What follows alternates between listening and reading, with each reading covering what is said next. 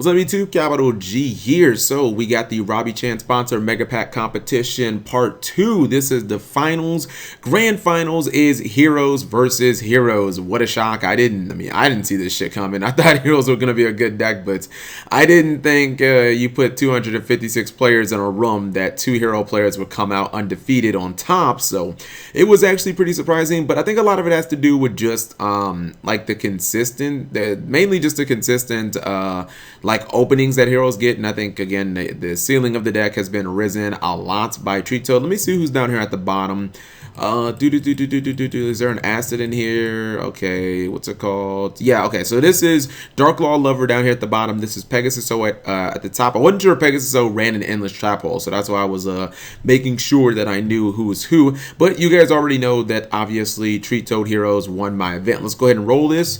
I would say that whoever goes first has a huge advantage in the matchup. All right, so we got Monk pitches for Shadow Mist. That means automatic Dark Law, then sets a mass change, and the Bubble Man. Twin Twister is a blowout though, but he is able to summon his Dark Law, so there's that.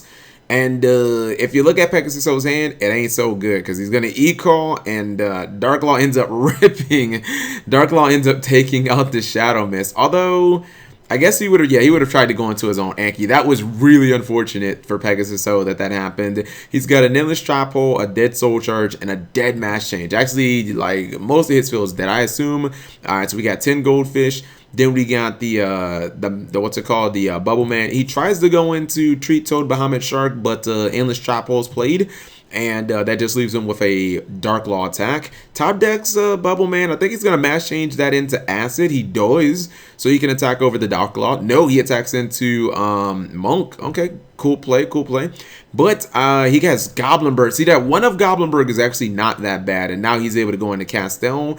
And that almost might close the game. Oh, yeah, he got a Bubble Man off of the effect. So now he's able to go into Dagasto Emerald. I assume... Well, yeah, you know what?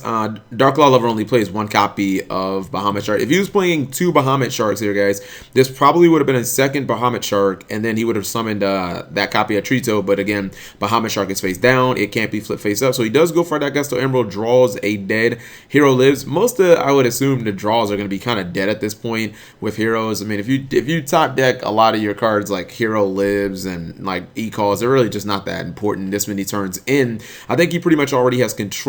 So that is game 1 of Reno. The Soul Charge was just dead the entire game, and going first in this matchup was really, really important. I think he got lucky though. Pegasus-O could have won game 1 in my opinion had he not hit the Shadow Mist, because he had some plays there.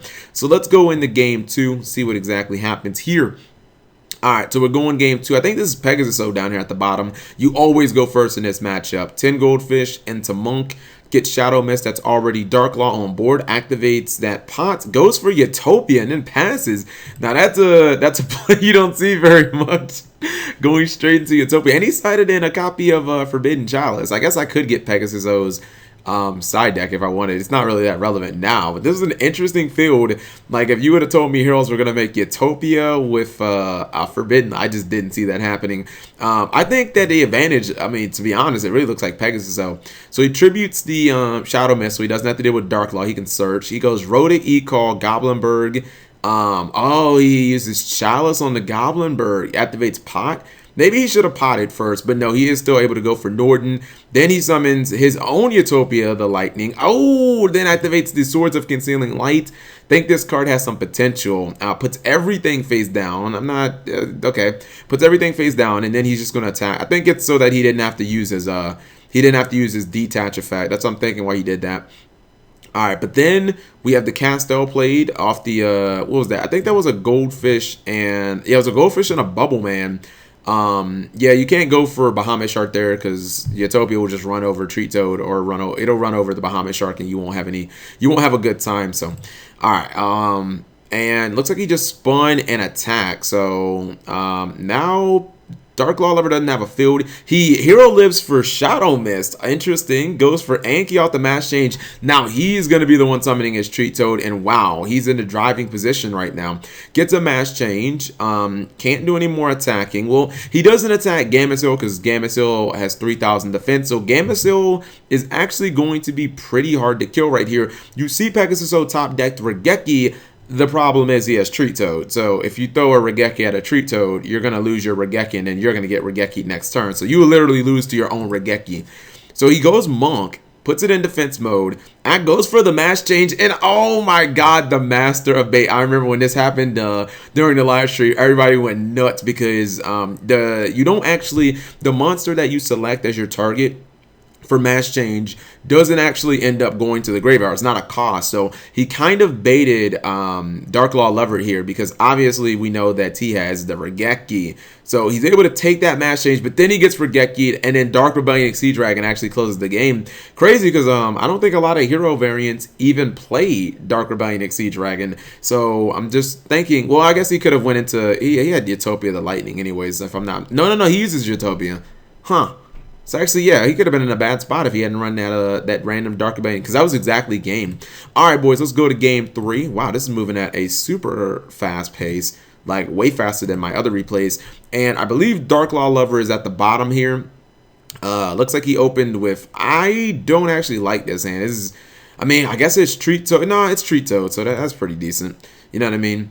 All right, he goes 10 goldfish, summons Bubble Man, has to go for Treatoad Bahamut Shark, set the copy of Stormy Mirror Force, but there are ways of playing around just one negate. Twin Twister, so you have to negate that. You end up taking the Twin Twister, but then Pegasus is going to have some plays here because he pitched his Shadow Mist. I think 10 goldfish went back to his hand. He's now able to instant fusion for Norden. Shadow Mist will come back. No, he goes for his, oh, that's what happened, right? That's what happened. Yeah, Pegasus went for his own, he went for his own Bahamut Shark Treatoad play. This is why Treatoad is just so broken. It just allows you to control the field completely. And then I believe he's going to mash change his Shadow Mist to go for Anki. Okay, so yeah. So now if you look at this position, Dark Law Lover is in a really shitty position because if he flips over the Sandstorm Quaking Mirror Force, which he actually did, obviously Treatoad's just going to take that shit. And he's still going to lose all of his cards anyway. So Treatoad ends up taking it, and now he can't attack next turn, and he's still going to lose his field regardless. So I was like, man, I think you just lost, buddy. I think you just lost the duel unless you got some serious comeback potential. 10 goldfish into Goblinberg. Oh, he can make Utopia the Lightning. Okay, my bad. He can just make Utopia the Lightning. He can get over the, or he can totally play around the Mirror Force. All right, there's that option. Now, here's where playing that second copy of the Utopia, playing the Utopia 1, actually, what's it called? Excuse me, Utopia Prime. It's Utopia 1 in the OCG. While playing Utopia Prime actually put in some work. I think Pegasus top decked a Cherry Blossoms, or excuse me, a Winter Cherries, which is just not going to be good in this matchup right now because he has less monsters. We see a Twin Twister chained, as it looks like he wants to go into Acid. And then he plays a copy of Swords of Concealing Light, and it really looks like Pegasus should win this match. I mean, he has control over the board. The Cherries is pretty dead, but then, man, that top deck hero lives, though. That brought him right back into the game. He's able to get his mash charge. He's able to mash charge into, excuse me, mash change, attack over Anki, and, you know, he's basically right back in it. He sets his mash change, and Pegasus drew a copy of 10 goldfish. I don't really know how that helps. And this is where actually it was gut check time, because if you look at the life point total right here, if Pegasus gets one more turn, he will attack directly and he will end the game. So, you know, Dark Law Lover is definitely behind the gun, but he is able to top deck that E-Call, normal summons, special summons. He takes out Castell.